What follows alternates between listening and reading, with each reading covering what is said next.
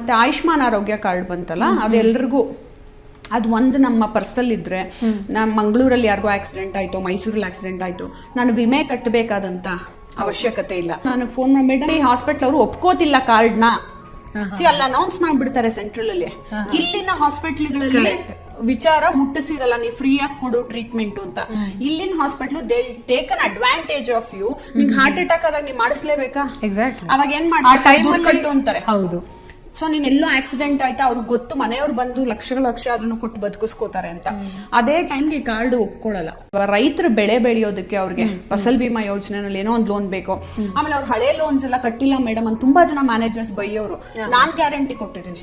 ಹೌದ್ರಿ, ಮಳೆ ಬಂದಿಲ್ಲ ಅಂದ್ರೆ ಅವ್ನು ಮಾಡಿರಲ್ಲ, ಅವ್ನಿಗೆ ನೀನ್ ಅವಕಾಶ ಕೊಡ್ಬೇಕಲ್ವಾ? ದೇಶದಲ್ಲಿ ಅವ್ನಿಗೆಲ್ಲ ಹಕ್ಕಿದೆ. ರೈತರಿಗೆ ತನ್ನ ಭೂಮಿ ಮೇಲೆ ತಾನು ಬೆಳೆ ಬೆಳೆಯೋದಕ್ಕೆ ಹಕ್ಕಿದೆ. ಸೊ ಅವ್ನು ಒಂದ್ಸತಿ ಲೋನ್ ಕಟ್ಟಿಲ್ಲ ಅನ್ಬಿಟ್ಟು ಅವ್ನು ಆತ್ಮಹತ್ಯೆ ಮಾಡ್ಕೊಳ್ಳೋದಲ್ಲ ಪಾಪ. ಸೊ ಅವ್ರಗಳಿಗೆ ನೀವು ಅವಕಾಶಗಳನ್ನ